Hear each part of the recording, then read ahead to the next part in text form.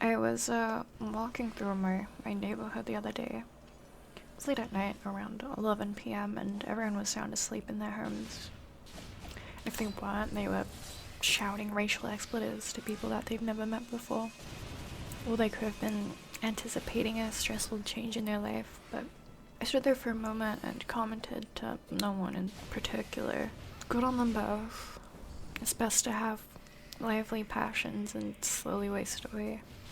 I like to think in one of those houses, a man with everything he ever thought he wanted still feels empty, and with no answers as to why he still feels pain, but chooses to numb his sense of self as his eyes roll to the back of his head, as he dies again for a few hours, only to wake up from his Dave Matthews-induced coma, starting it all over.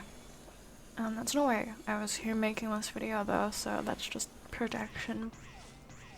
I made this person up so I can feel better about myself because I fear being doomed to suburbia for the rest of my life as a husk. Mediocre and forgotten, and that makes me a little uncomfortable, so we're gonna change the topic to something a little bit more lighthearted. I came upon a frog on this walk, sitting on the grass of what I would assume to be my neighbors. And I only assume this because I've never met them. I don't know if they've ever even lived there. I could have been lied to all this time. Their home could have been filled with the greatest warmth I've ever felt, or untold sin, and I would have never entered either way. And they would have never invited me in. And I find that weird, but I did say that this is going to be a little bit more lighthearted. The frog hopped along, and it stopped in the middle of the street, and it was pretty cute. I tried to recall the last time I'd been able to pat one. Probably as long as the last time I'd felt something for another person. Not a fleeting crush or some camaraderie, but a physical and real intimate moment that passed any sort of barriers of irony I put up between most of my interactions. Needless to say, I'd found myself wanting. I did manage to pet the frog, and it didn't even flinch.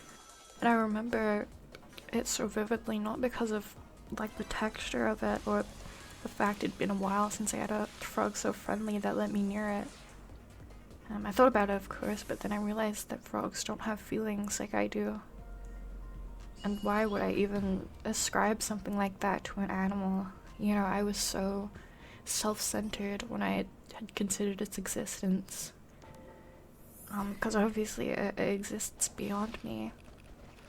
I could have been so exhausted that it was unable to move, and ready to give up. I could have been a cat that would have ripped it to shreds. It was only so lucky. I could have been a victim of one of the many chytrids that's bringing about mass amphibian extinction.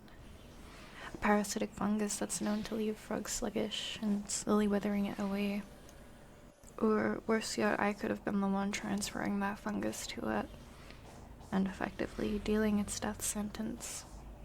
It could have been one of the few frogs just suddenly picked for natural selection. A little too slow, a little too stupid, a little too friendly, just waiting to be ripped from the genetic pool. Just sitting there, this frog already goes through so much. And what a miserable life to live and die as a frog.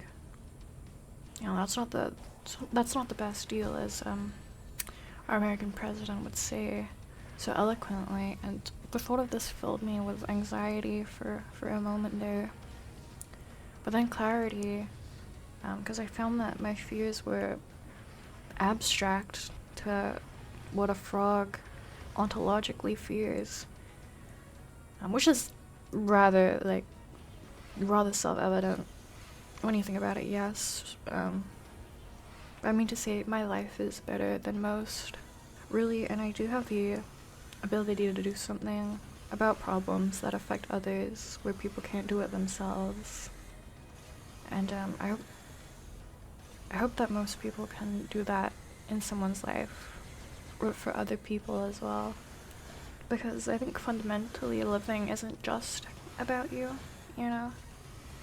Someone's life is better than you, and at the same time someone's life is worse, and it's a matter of perspective, and one hand washes the other.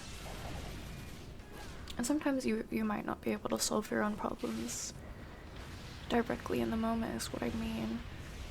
But someone else can push you there, someone else can help you. And you might be able to solve their problems too. And, well, I guess that frog needs me to speak on its behalf. I can't write or communicate. You know, I didn't even go to primary school, but I imagine that frog, however, helped me indirectly. I guess it gave me some meaning through that moment of clarity. And I guess I think now that my life does not end at me getting everything I would want. I guess that's just the beginning. And I think that the goal is having others achieve the same thing.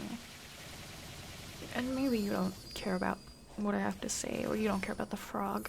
You know, it's a stupid frog, but you have to care about something other than you, right? There are no stupid jokes here. There's no irony or shit posting. I just wanted to say something that's been with me for a while.